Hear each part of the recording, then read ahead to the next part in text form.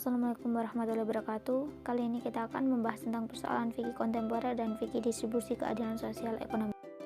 Apa itu yang dimaksud dengan fikih kontemporer?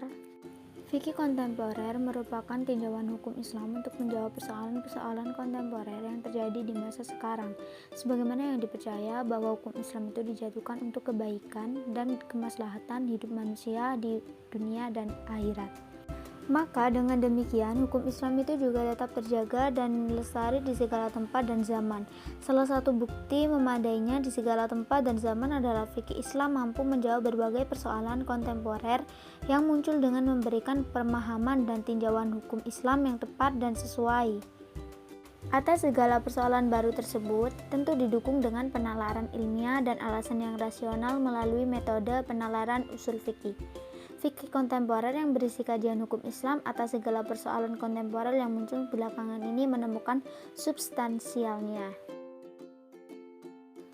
Lalu, bagaimana persoalan fikih kontemporer? Persoalan fikih kontemporer yang pertama yaitu hukum imunisasi dan vaksinasi. Perdebatan hukum akan kebolehan dan ketidakbolehannya di kalangan umat Islam adalah terkait hukum imunisasi dan vaksinasi. Setidaknya terdapat dua lawan pendapat yang saling berlawanan untuk menjelaskan permasalahan hukum ini dengan alasan pertimbangan hukum masing-masing yang dapat dipertanggungjawabkan secara akademik. Yang kedua yaitu mengenai persoalan hukum asuransi konvensional. Hal ini disebabkan asuransi modern yang berkembang sekarang banyak dikritisi oleh para ulama dan sarjana hukum Islam akan keharuman hukumnya karena memakai pola relasi yang tidak memenuhi kriteria syar'i antara perusahaan asuransi sebagai penanggung dan peserta asuransi sebagai tertanggung. Kesimpulan dari hukum yang diputuskan harus melihat dan memperhatikan berbagai sisi dan aspek sehingga kesimpulan hukum benar-benar mewujudkan kemaslahatan dan kemanfaatan, bukannya membenarkan kelaliman atau pertimbangan keuntungan sepihak. Namun haruslah dilihat dalam kacamata utuh dan menyeluruh sehingga memberikan hasil hukum Islam yang berkeadilan dan membawa rahmat sesuai dengan misi dari hukum syariat itu sendiri. Lalu apa distribusi ekonomi Islam? Seperti yang kita tahu bahwa Islam memperbolehkan kepemilikan umum dan kepemilikan khusus dan meletakkan bagi masing-masing dari keduanya kaidah-kaidah untuk mendapatkannya dan mempergunakannya dan kaidah-kaidah untuk warisan, hibah, dan wasiat.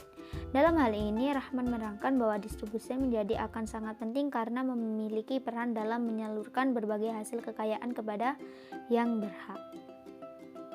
Dalam menjelaskan tentang distribusi harus memuat kedua jenis kekayaan itu, yakni kekayaan induk dan kekayaan turunan, yakni sumber-sumber produksi dan barang-barang produktif.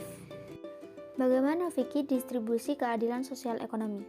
Konsep dan bentuk dari mekanisme dan sistem distribusi dalam ekonomi Islam yang beradaptasi pada sebuah sistem yang berkeadilan, sukses, menyeluruh, dan merealisasikan tujuan-tujuannya dengan baik dan efektif. Yang pertama, ada distribusi pendapat. Konsep dasar kapitalisme dalam permasalahan distribusi adalah kepemilikan private atau pribadi. Jadi, permasalahan yang timbul adalah karena adanya perbedaan yang mencolok pada kepemilikan, pendapatan, dan harta. Yang kedua yaitu distribusi pendapatan dalam rumah tangga. Distribusi pendapatan dalam konteks rumah tangga sangat terkait dengan terminologi sedekah. Pengertian sedekah di sini bukan berarti sedekah dalam konteks pengertian bahasa Indonesia, karena sedekah dalam konteks terminologi Al-Quran dapat dipahami dalam dua aspek, yaitu instrumen sedekah wajibah, wajib dan khusus dikenakan bagi orang muslim, dan yang kedua instrumen sedekah nafilah, sunnah dan khusus dikenakan bagi orang muslim. Dan yang selanjutnya distribusi pendapatan dalam negara. Prinsip-prinsip ekonomi yang dibangun di atas nilai moral Islam memaklumatkan kepentingan distribusi pendapatan secara adil.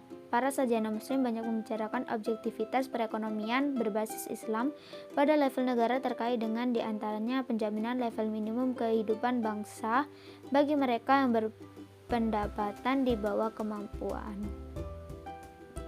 Dan yang terakhir yaitu pengelolaan sumber daya. Dalam pengelolaan sumber daya yang tersedia, pemerintah atau negara harus mampu mendistribusikan secara baik atas pemanfaatan tanah atau lahan yang industri.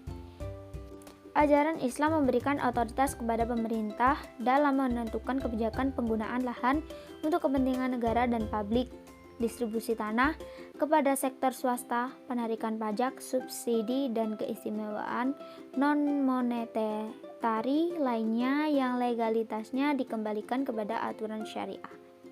Dalam negara Islam, kebijaksanaan fiskal merupakan salah satu perangkat untuk mencapai tujuan syariah yang dijelaskan Imam Al-Ghazali, termasuk peningkatan kesejahteraan dengan tetap menjaga keimanan, kehidupan, intelektualitas, kekayaan, dan kepemikiran. Terima kasih. Wassalamualaikum warahmatullahi wabarakatuh.